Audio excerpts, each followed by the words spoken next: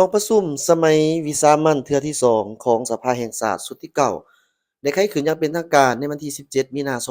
2025ได้ดำเนินไปฮอดวันที่20มีนา2025อยู่ที่ห้องประชุมใหญ่สภาแห่งชาตินครหลวงเวียงจันทน์โอกาสนี้ท่านไสยสมพรพรหมวิหารได้กล่าวสุนทรพจน์เปิดกองประชุมอย่างเป็นทางการซึ่งมีเนื้อในบางตอนว่า ปี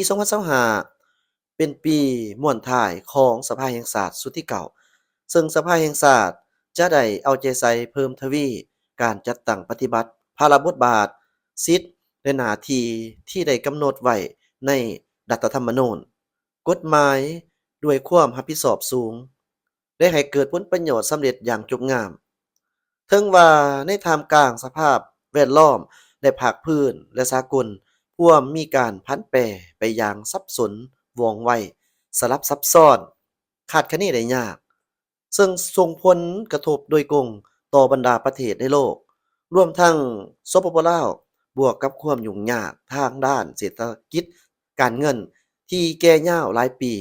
ส่งผลกระทบโดยตรงต่อการพัฒนาเศรษฐกิจสังคมการดำรงชีวิตของพนักงานราชการทหารตำรวจ และประชาชนบรรดาเผ่าในขอบเขตทั่วประเทศ ในเงื่อนไขดังกล่าวด้วยความพยายามเอาใจใส่นำพาสีนำของคณะบริหารงานศูนย์กลางภาคเฮ็ดเวียกร่วมกันอย่างใกล้ชิดในการแก้ไขปัญหาที่เข็งห้อนต่างๆ ระหว่างสภาแห่งชาติรัฐบาลและด้วยความสู่ส้นบุกบืนของทั่วระบบการเมืองโดยเฉพาะแมนสภาประชาชนขันแขวงและองค์การปกครองทุกขันบวกใส่ความสามัคคีเป็นจิตหนึ่งใจเดียวของประชาชนบรรดาเผ่า และการสู่ส้นของทุกภาคธุรกิจได้เฮ็ดให้บรรดามาตรการแก้ไขความยุ่งยากทางด้านเศรษฐกิจการเงินได้รับการจัดตั้งปฏิบัติอย่างจริงจังกว่าเก่าพวกเขาได้รับผลสำเร็จหลายด้านเฮ็ดให้เศรษฐกิจของประเทศสืบต่อมีการขยายตัวในทางบวกบรรดาขาดไหมทางด้านเศรษฐกิจสังคมสามารถบรรลุได้ตามแผนเป็นส่วนใหญ่และขาดไหมจำนวนหนึ่ง สามารถปฏิบัติได้ลื่นแผนซึ่งเป็นการประกอบส่วนที่สำคัญให้ประเทศชาติสืบต่อมีเสถียรภาพทั้งด้านการเมืองสังคมมีความสงบเป็นระเบียบเรียบร้อยพื้นฐานเศรษฐกิจยังสืบต่อมีท่าเอียงขยายตัวต่อเนื่องชีวิตการเป็นอยู่ของประชาชนได้รับการยกสูงดีขึ้นเป็นกว่าเก่าบทบาทของประเทศเฮาได้รับการยกสูงผลเด่นขึ้นในเวทีภาคพื้นและสากล การดำเนินกองประชุมสมัยวิสามัญเทื่อที่2ของสภาแห่งชาติสุดที่9ในครั้งนี้ทั้งด้านหนึ่งก็เป็นการปฏิบัติภาระบทบาทสิทธิหน้าที่ของสภาแห่งชาติตามที่ได้กำหนดไว้รัฐธรรมนูญและกฎหมายว่าด้วยสภาแห่งชาติอีกทั้งด้านหนึ่งก็เป็นความพยายามและความเอาใจใส่ของสภาแห่งชาติในการจัดตั้งพันธุ์ขยายแนวทางนโยบายที่เปลี่ยนแปลงใหม่ของพรรคให้เป็นอันดับ ให้เป็นอันละเอียดเข้าใส่ในเนื้อในของรัฐธรรมนูญกฎหมายเพื่อสืบต่อสร้างรัฐให้ปกครองด้วยกฎหมายสู่บาทเก่าใหม่เฮ็ดให้การคุ้มครองรัฐคุ้มครองเศรษฐกิจสังคมกฎหมายมีประสิทธิภาพประสิทธิผลสูงขึ้นเรื่อยๆกองประชุมสมัยวิสามัญเทื่อที่2ของสภาแห่งชาติสุดที่เก่าในครั้งนี้ จะได้มีการพิจารณารับห้องปัญหาสำคัญพื้นฐานของประเทศชาติคือ 1. พิจารณาและรับห้องเอารัฐธรรมนูญฉบับปรับปรุงปี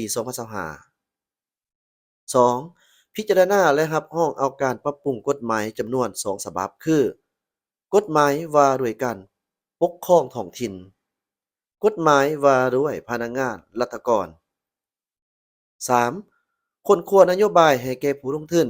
ในนิคมอุตสาหกรรมจำนวนหนึ่ง 4. พิจารณาคำเสนอของทานนายกรัฐมนตรีเกี่ยวกับการปรับปรุงกงจักรของรัฐบาล 5. นอกจากนี้ยังจะได้พิจารณารับห้องหลายปัญหาที่สำคัญจำเป็นและด่วนของประเทศชาติ ฉะนั้น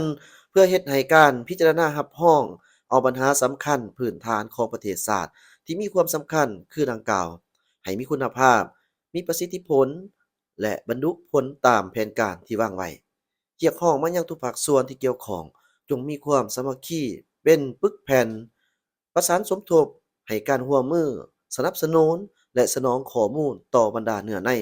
ที่จะนำเข้าพิจารณาและรับรองในกองประชุมในครั้งนี้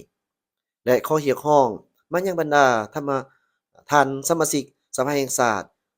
จงได้นำใส่สิทธิประชาธิปไตยเสริมขยายหัวคิดประดิษฐ์สร้างและเสริฐสู้ความรับผิดชอบการเมืองของตน สุมสติปัญญาเขาในการค้นคว้าเนื้อในอย่างลึกซึ้งประกอบความเห็นต่อทุกปัญหาต่างๆที่ถ้วนสำคัญรัดกุมภาวะวิสัยมีเหตุมีผลแท้ตัวจริงบนพื้นฐานแนวทางเปลี่ยนแปลงใหม่รอบด้านอย่างมีหลักการของพรรคตามรัฐธรรมนูญกฎหมายของรัฐและสภาพความเป็นจริงทั้งด้านเศรษฐกิจสังคมของประเทศเฮาในปัจจุบัน พร้อมทั้งสองวิธีการมาตรการที่สอดคล้องเพื่อแก้ไขปัญหาถีบด่วนและเร่งร้อนของสังคมพวกเขาในปัจจุบันพร้อมกันนั้นก็สร้างความเป็นเอกภาพสูงต่อเนื่องในที่พิจารณาในกองประชุมในครั้งนี้เพื่อสามารถรับรองและนำไปจัดตั้งปฏิบัติอย่างผลสำเร็จ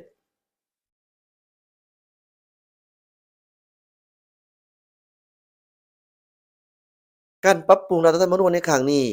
เป็นการปรับปรุงครั้งที่3โดยซุมใส่ปฏิบัติตามจิตใจสีน้ำของมติของประชุมคณะบริหารส่วนกลางภาคครั้งที่9สมัยที่9ครั้งที่28ตุลาหา6พฤศจิก2024แน่ใส่1ปรับปรุงระบบอำนาจแห่งรัฐให้มีประสิทธิภาพสูง สร้างบาทเดียวใหม่